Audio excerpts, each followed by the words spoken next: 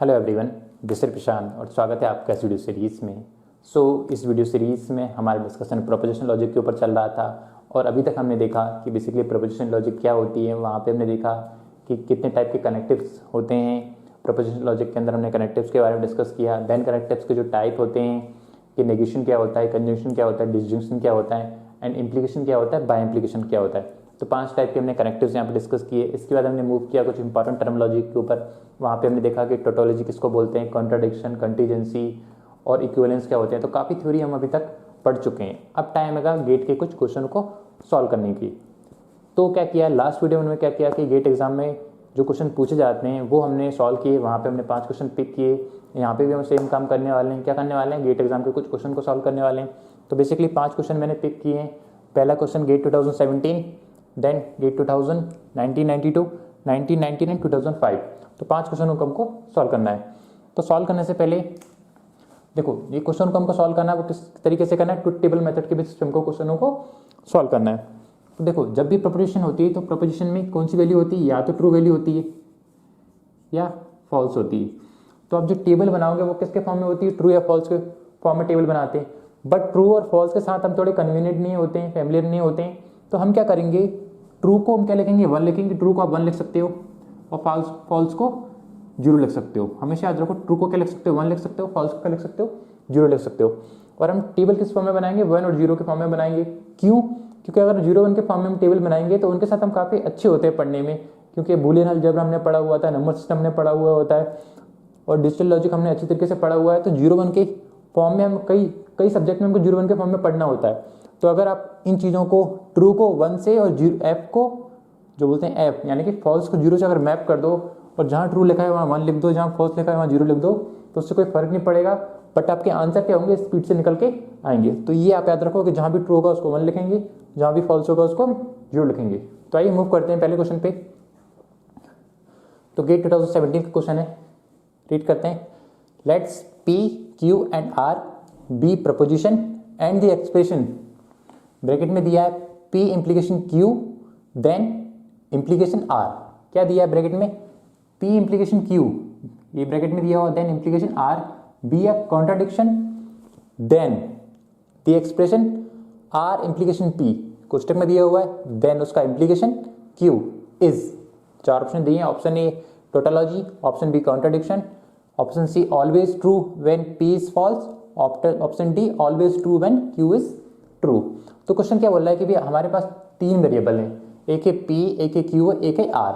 ये क्या है, प्रोपोजिशन है या उनको बोल सकते हैं वेरिएबल है। ठीक है, 3 वेरिएबल है हमारे पास भैया। 3 वेरिएबल से कितने कॉम्बिनेशन बन सकते हैं, two the power 3 which is 8। 0 से लेकर 7 तक कॉम्बिनेशन बन सकते हैं। ओके भैया, आगे क्या बताया उसने कि P implication Q and in दोनों का implication R be a contradiction. ये क्या होना चाहिए, कॉन्ट्राडिक्शन होना चाहिए। और जब ये कॉन्ट्राडिक्शन हो, ठीक है, जब ये कॉन्ट्राडिक्शन हो देन आपको इस एक्सप्रेशन की वैल्यू निकालना है।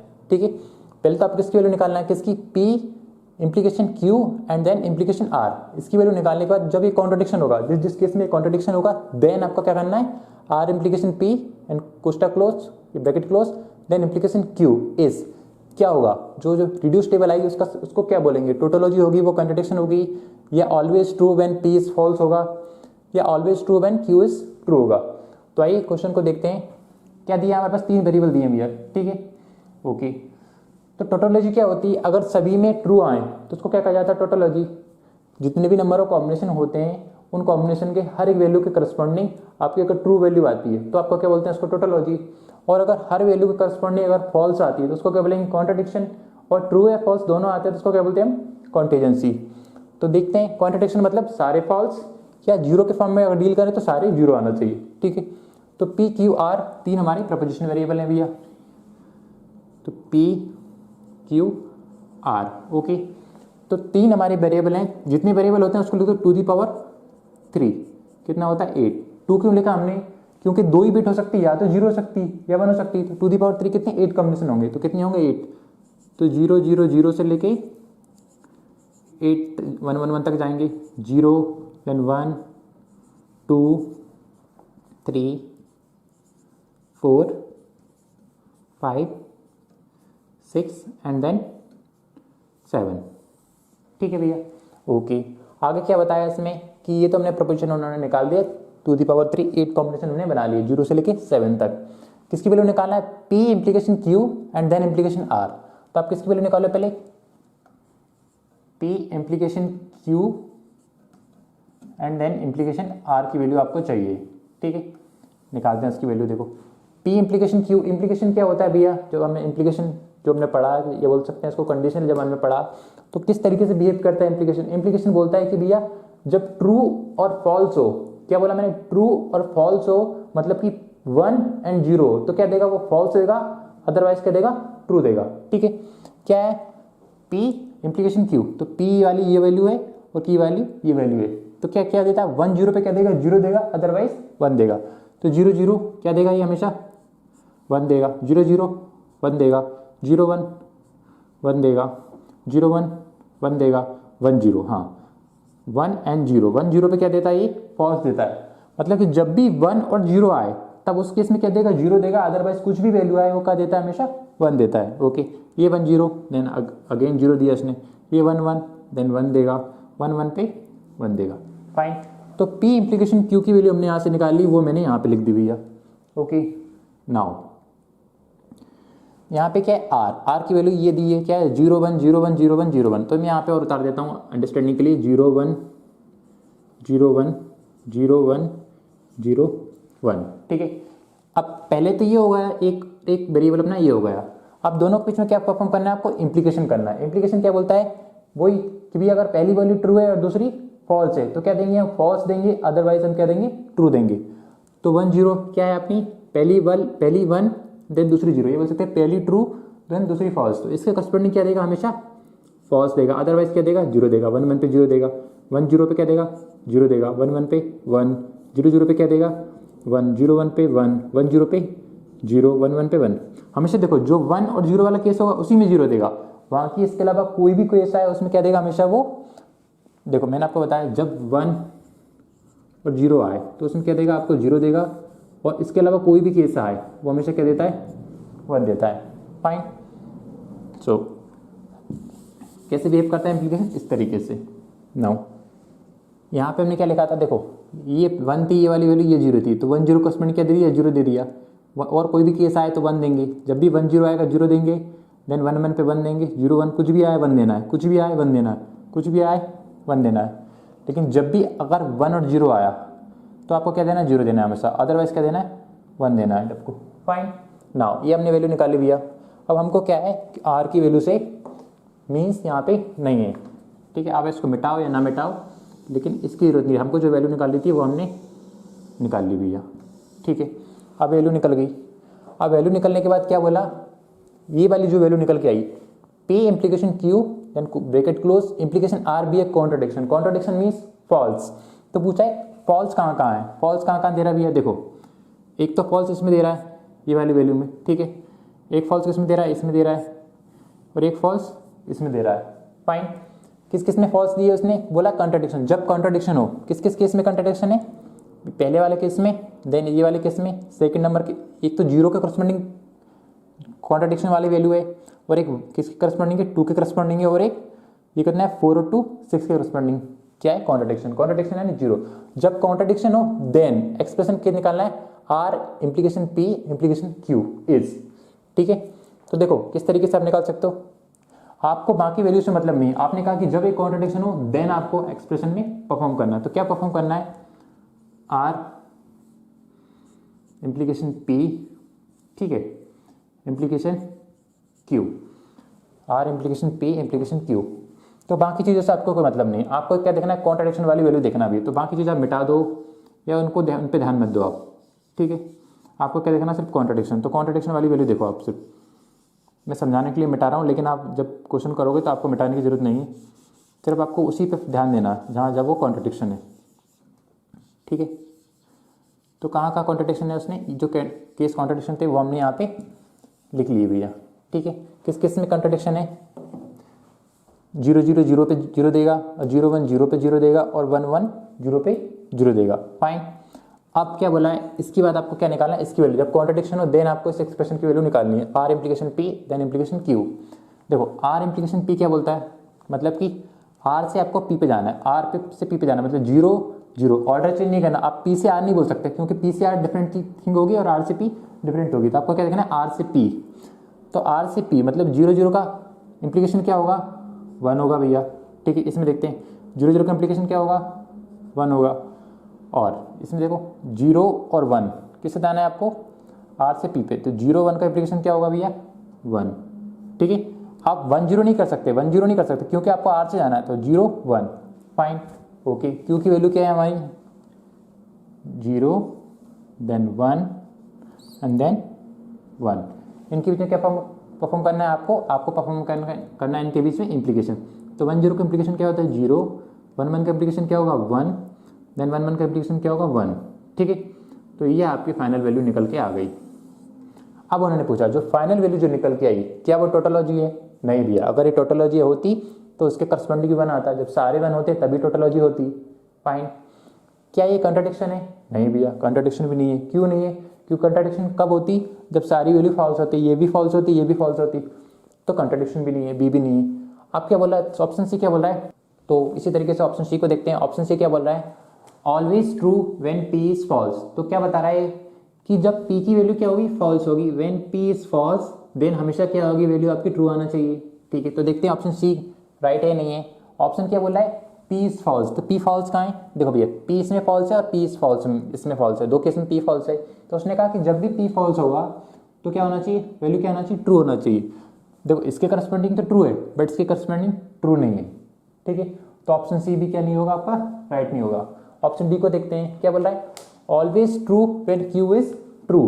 मतलब कि जब भी क्यू ट्रू होगा, क्यू कब ट्रू होगा, व्हेन क्यू इज ट्रू, जब ऑलवेज ट्रू होना चाहिए। क्या मतलब है, देखो always true when Q is true, अगर क्यू ट्रू हुआ तो हमेशा ट्रू आएगी। देखते हैं क्यू कहाँ कहाँ ट्रू है भैया, हाँ क्यू एक यहाँ ट्रू है और एक यहाँ ट्रू है। तो जब भी क्यू ट्रू होगा तो वैल्यू क्या आना चाहिए, ट्रू आना चाहिए। जब भी क्यू ट्रू होगा तो ऑलवेज वैल्यू क्या आना चाहिए, ट्रू आना चाहिए। क्या ट्रू पे ट्रू दे रहा है, हाँ ट्रू पे ट्रू दे रहा है, हाँ तो मतलब ये क्या है, सही है। तो ऑप्शन डी क्या होगा आपका, राइट। ठीक, तो आइए मूव करते हैं हम अगले क्वेश्चन की ओर। तो गेट 2000 का क्वेश्चन है, let's A B C D be proposition, assume that the equivalence A by implication B disjunction negation B and B by implication C hold, then truth value of the formula A conjunction B then implication B conjunction C disjunction D is always। क्या दिया है इसमें, true होंगी, false होगी, या same as the truth value of B, या फिर same as the truth value of D। तो क्या है क्वेश्चन का मीन्स, बेसिकली 4 वेरिएबल यहाँ पे दिए हैं ए बी सी डी। ठीक है, तो 4 वेरिएबल है मतलब कि two the power 4 which is 16। Two the power 4 कितना था, 16। तो 16 कॉम्बिनेशन होंगे, 16 पॉसिबिलिटीज होगी, 0 0 0 0 से लेके 1 1 1 1 तक। फाइन, क्या दिए, प्रपोजिशन दिए, और उन्होंने कहा है कि प्रपोजिशन है assume that the equivalence A bi implication B distinction negation B and B bi implication C hold. तो ये दोनों जब इक्वल होंगे, दोनों क्या होंगे, इक्विवेलेंस बोला है, जब दोनों इक्विवेलेंस होल्ड होंगे देन आपको क्या देखना है, ट्रूथ वैल्यू देखना है किसकी, जब ये इसके करस्पॉन्डिंग और इसके करस्पॉन्डिंग ट्रूथ टेबल बनाएंगे, क्योंकि 4 वैल्यू तो 16 कॉम्बिनेशन बनेंगे। तो इन दोनों की वैल्यू जहाँ इक्विवेलेंस होगी, जब इक्विवेलेंस होगी ना, इस वाले को इसकी वैल्यू और इसकी वैल्यू होल्ड होगी, इक्विवेलेंस होगी, देन आपको क्या देखना है, truth value of the formula, और फिर आपको इस वाले फॉर्मूले की ट्रूथ वैल्यू दिखनी है। और सिर्फ इन्हीं के करस्पॉन्डिंग जो इक्विवेलेंस होंगे देन उसकी वैल्यू क्या आती है, सारे ट्रू आते हैं, सारे फॉल्स आते हैं, या same as the truth value of B, जैसे मतलब बी के जो कॉलम आएगा एग्जैक्ट उसी तरीके से वो आएगा, या बोल सकते हैं same as the truth value of D, जो डी का कॉलम आएगा उसी तरीके से ये वाली वैल्यू आएगी। तो देखो क्वेश्चन को स्टार्ट करते हैं। तो 4 वेरिएबल हैं, 4 वेरिएबल से कितने कॉम्बिनेशन बनेंगे, two the power 4 which is 16। तो ए बी सी डी लिख लेते हैं अपन, ए बी सी डी, तो कितने कॉम्बिनेशन बन जाएंगे, 16 बनाएंगे, 0 0 0 0 0 1 2 3 4 5 6 7 8 9 10 11 12 13 14 एंड 15।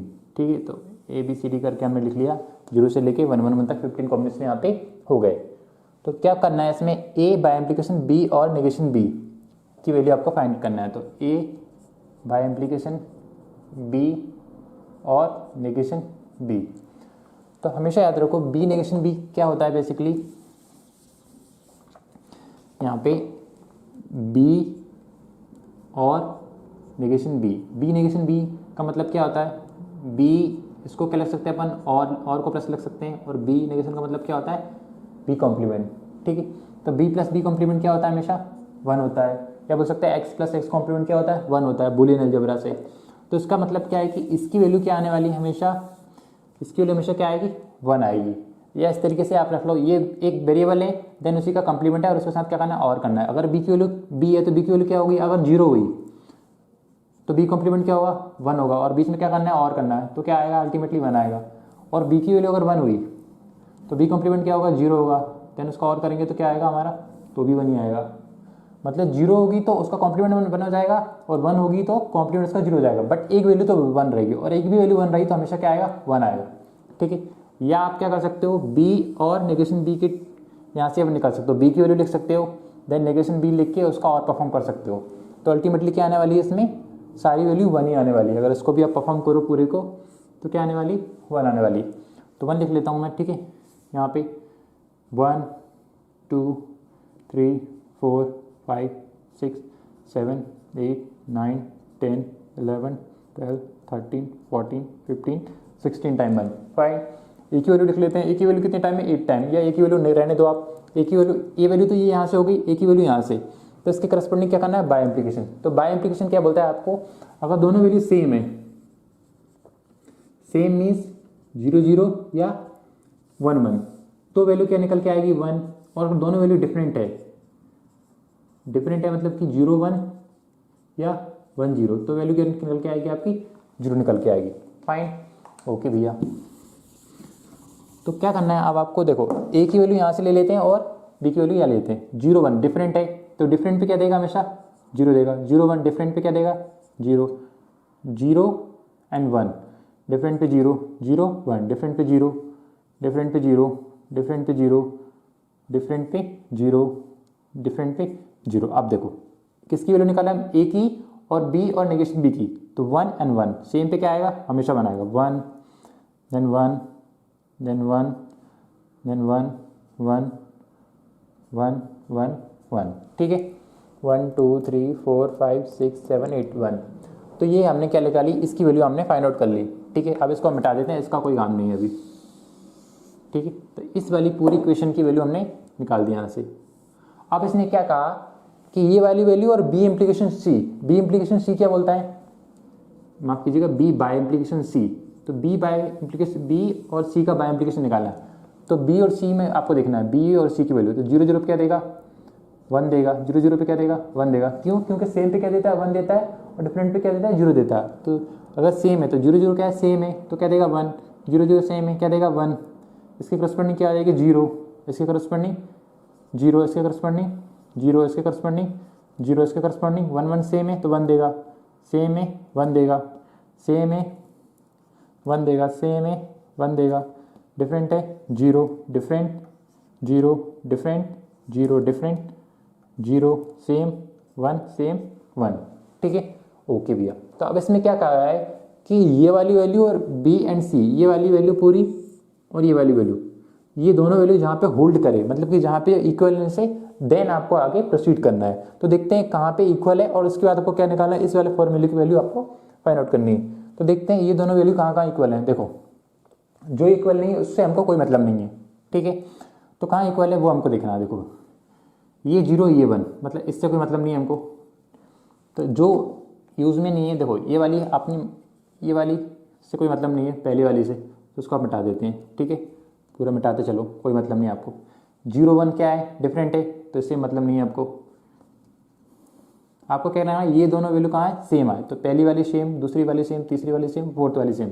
तो आप ऑब्जर्व करोगे कि ये 4 वैल्यू क्या आपकी सेम आएगी, किसके करस्पॉन्डिंग, ये 4 वैल्यू, ये 4 वैल्यू क्या आएगी आपकी सेम आई कि नहीं। ठीक है, क्योंकि जहाँ पे ये वैल्यू होगी वहाँ पे अगर ये वाली वैल्यू, दोनों वैल्यू इक्विवेलेंस है, सेम है, देन आगे देखते हैं कहाँ कहाँ सेम है। ये 0 दे रहा है, ये 1 दे रहा है, ये 0 दे रहा है, ये 1 दे रहा है, इससे कोई मतलब नहीं है हमें। को, तो ये 0 ये 1, ये 0 ये 1, तो इससे भी हमको कोई मतलब नहीं है, तो 2 ये भी मिटा देते हैं हम। आगे कौन सी सम दे रहा है, देखो ये सेम दे रहा है हमें,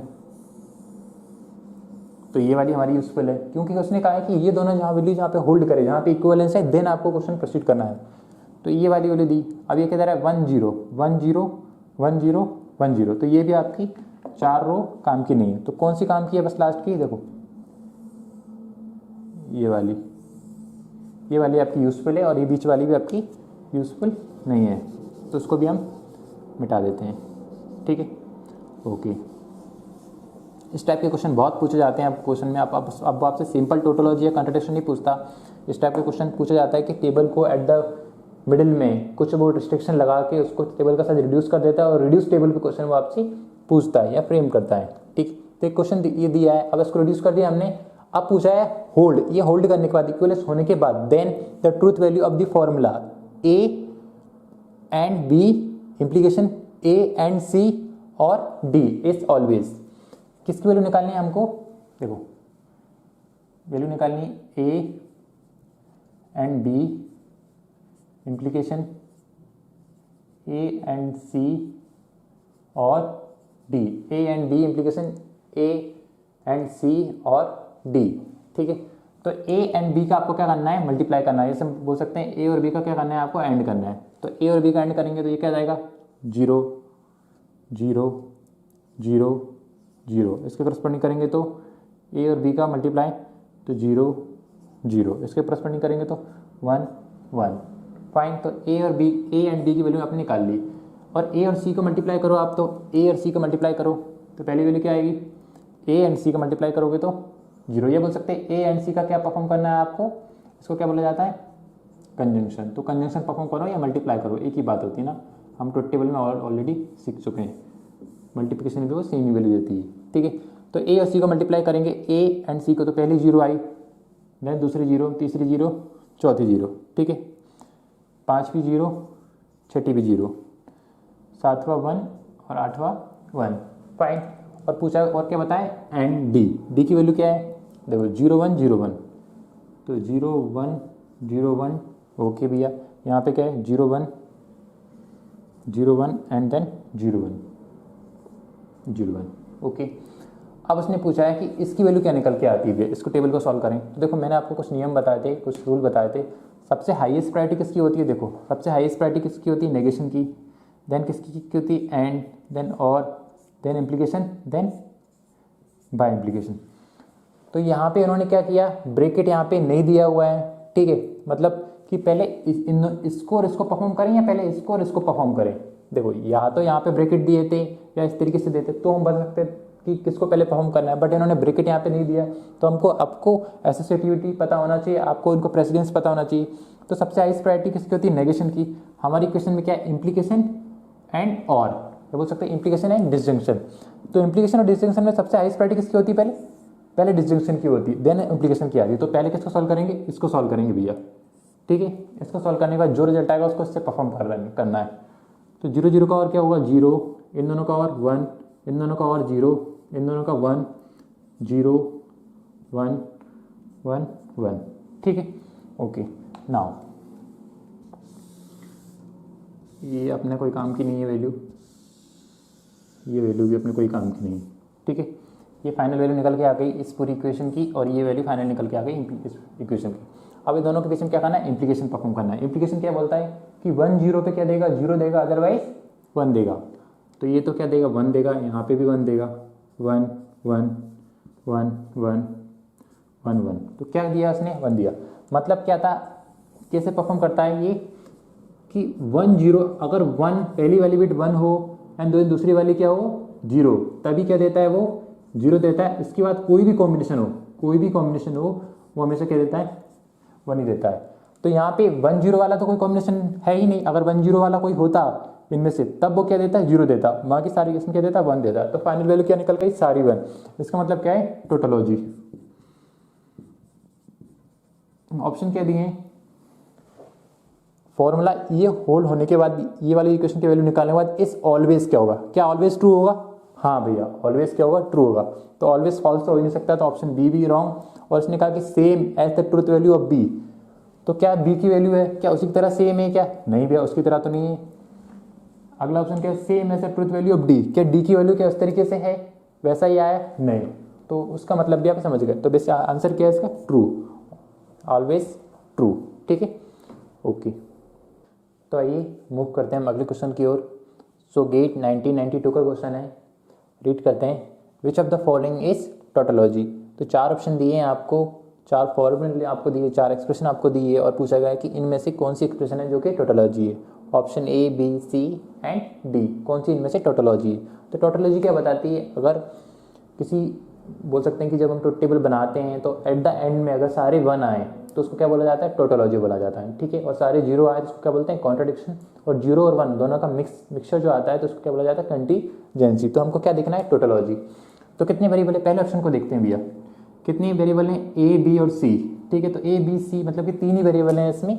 तो 3 वेरिएबल मतलब two the power 3 which is 8। तो टू दी पावर 3 मतलब कि 8 कॉलम बनेंगे, 8 रोज बनेंगे उसमें। ठीक है, 8 रोज बनेगी यहाँ पे, मतलब कि देखो 3 क्यों लेते हैं, क्योंकि नंबर ऑफ वेरिएबल होते हैं उसको किस में लगते हैं, पावर में। तो ए, बी, सी सिर्फ 3 ही वेरिएबल है यहाँ पे, तो टू दी पावर 3 8। और 2 क्यों लिया जाता है, क्योंकि हम बाइनरी के साथ डील कर रहे हैं। तो बाइनरी से क्या पॉसिबल है, या तो 0 होती है या 1 होती है, इसलिए टू दी पावर 3 8 कॉम्बिनेशन यहाँ पे पॉसिबल होंगे। तो ए, बी, सी। थर्ड क्वेश्चन को देख रहे हैं हम, ए, बी, सी। तो 0 0 0 से लेके कहाँ तक जाएगा, ये 1 1 1 तक जाएगा। ठीक है, तो ये मैंने क्या लिख दिया, बाइनरी लिख दिया उसका। ओके भैया, नाउ अब आपको क्या करना है, ए और बी, पहला ऑप्शन चेक करें, ए और बी को देखना है, ए और बी एंड क्या है, ए और बी, और उसका क्या करना है, इम्प्लीकेशन करना है, ए और बी इम्प्लीकेशन, बी एंड सी। ठीक है, तो पहले अपन ऑप्शन ए को चेक कर लेते हैं।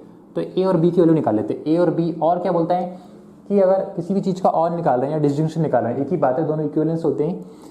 अगर ए और बी का आपको क्या निकालना है, और निकालना है, तो किस तरीके से निकालते हैं, अगर एक भी 1 हुआ तो क्या आएगा, हमेशा 1 ही आएगा। एक भी 1 हुआ मतलब कि एक भी 1 हुआ तो क्या आएगा, 1 आएगा। सिर्फ हमको एक 1 देखना, और एक 1 दिखता है तो हम डायरेक्ट उसको 1 कर देंगे।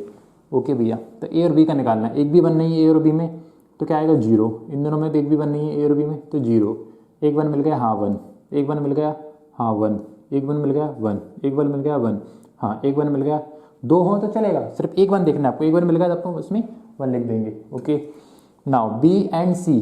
बी एंड सी जब एंड दिया होता है या बोल सकते हैं कंजंक्शन दिया होता है, तो सिंपली उस वैल्यू जो होती है ना उनके करस्पॉन्डिंग उनको मल्टीप्लाई कर दो। ठीक है, तो बी और सी क्या होगा, 0 का 0 मल्टीप्लाई करेंगे तो 0, 0 का 1 में मल्टीप्लाई करेंगे तो 0, 1 का 0 मल्टीप्लाई करेंगे 0, 1 का 1 में करेंगे तो 1, 0 का 0 में करेंगे तो 0, 0 का 1 में करेंगे तो 0, 1 का 0 में करेंगे तो 0, और 1 का 1 में करेंगे तो 1।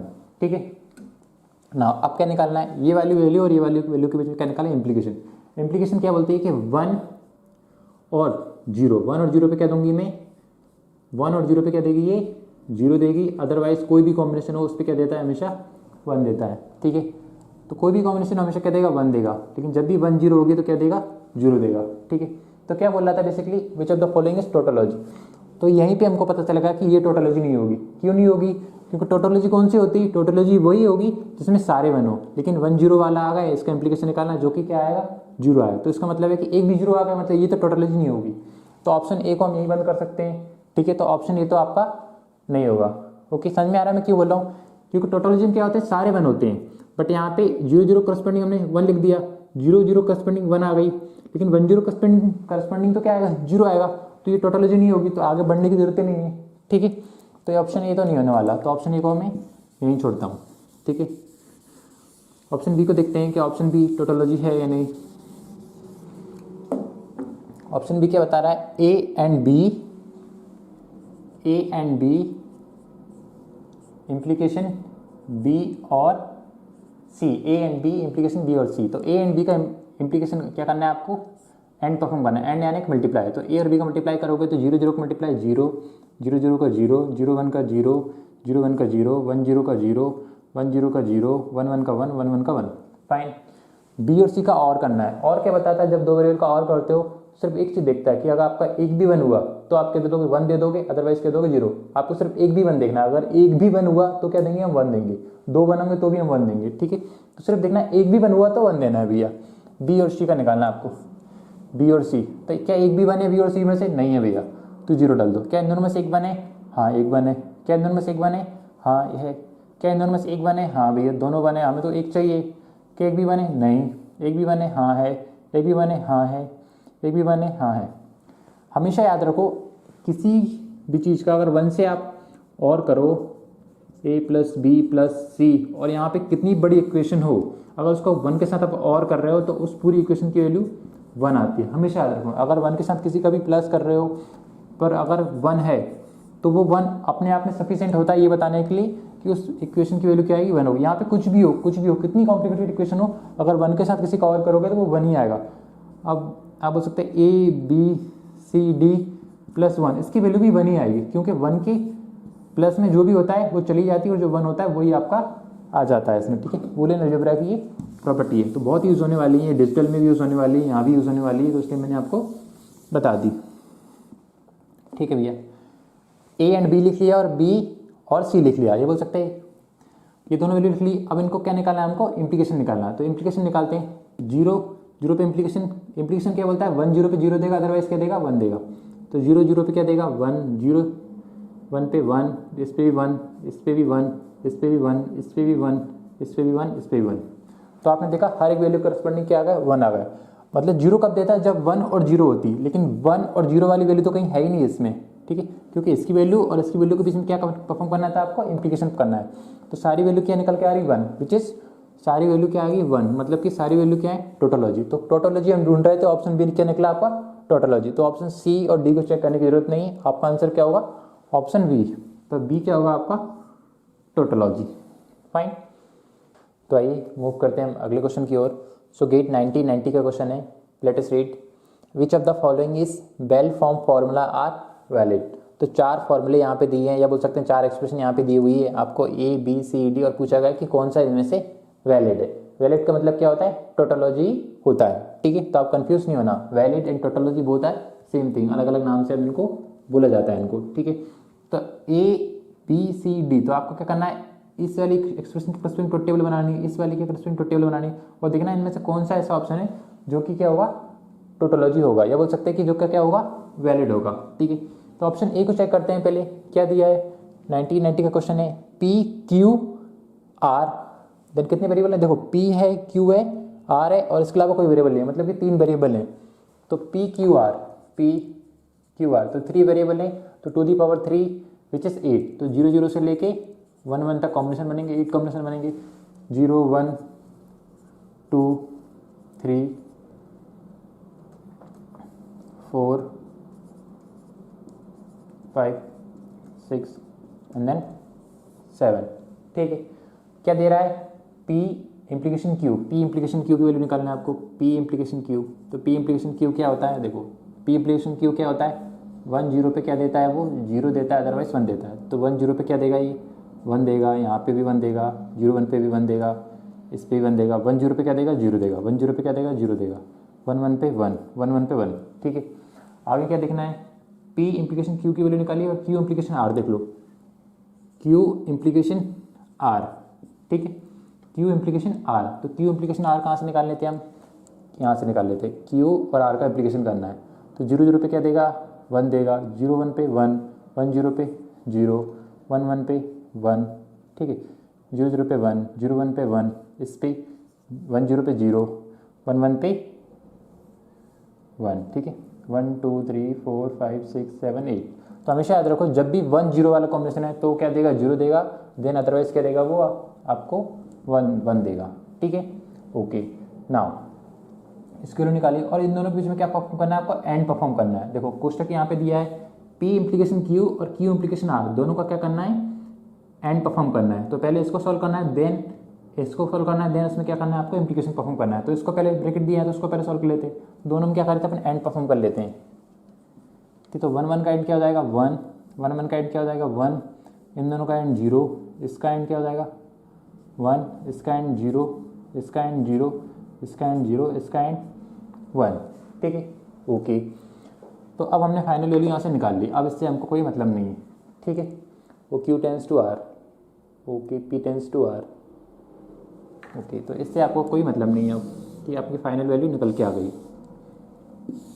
नाउ ये वैल्यू निकल के आई। अब आपको क्या निकालना है, P and P implication R। तो P इम्प्लीकेशन R की वैल्यू निकाल लेते हैं हम यहाँ से, P इम्प्लीकेशन R। तो P इम्प्लीकेशन R क्या होता है, P और R के बीच में इम्प्लीकेशन करना है। तो 0 0 का इम्प्लीकेशन क्या हो जाएगा अपना 1, 0 1 का 1, 0 और 0 का, मैं P और R की वैल्यू देख रहा हूँ। 0 0 का क्या हो जाएगा अपना 1, इसकी वैल्यू क्या हो जाएगी 1, इसकी वैल्यू 1 0 की वैल्यू क्या हो जाएगी 0, 1 1 की वैल्यू क्या हो जाएगी 1, 1 0 की वैल्यू क्या हो जाएगी 0, 1 1 की वैल्यू क्या हो जाएगी 1। फाइन, ओके भैया। अब इन दोनों की वैल्यू हमने निकाल ली, इसकी वैल्यू निकाली, इसकी वैल्यू निकाली। अब इसके बीच में क्या परफॉर्म करना है आपको, ये पूरी वाली इक्वेशन, ठीक है, और ये वाली इक्वेशन के बीच में क्या करना है, इम्प्लीकेशन परफॉर्म करना है, ठीक है। तो इन दोनों का जो इम्प्लीकेशन आएगा वो फॉर्मूला क्या होगा, क्या ये वैलिड होगा। अगर ये वैलिड हो जाता तो ठीक है, ये आपका राइट आंसर हो जाएगा। अगर नहीं होता तो इस तरीके से बी को चेक करना है, सी को चेक करना है, डी को चेक करना है। Fine, okay. सो देखते हैं 1 1 का क्या होगा इम्प्लीकेशन, 1 1 1 का क्या होगा, 1 और 1 का क्या होगा 1, 0 और 1 का क्या होगा 1, 1 और 1 का क्या होगा 1, देन 0 और 0 का क्या होगा 1, 0 1 का क्या होगा 1, 0 और 1 का क्या होगा 1 और 1 1 का क्या होगा 1। सो ये क्या निकला आपका टोटोलॉजी, मतलब कि टोटोलॉजी है, मतलब सारे बना रहे हैं, इसका मतलब क्या है, वैलिड है। टोटोलॉजी और वैलिड एक ही बात होती है। तो ऑप्शन क्या होगा आपका, ए इज राइट, ठीक है। सो प्रोबेबली कुछ स्टूडेंट सोच रहे होंगे कि एक ऑप्शन, अगर ये ए वाला ऑप्शन नहीं होता या ऑप्शन डी ये होता है तो क्वेश्चन को सॉल्व करने में कितना टाइम लगता।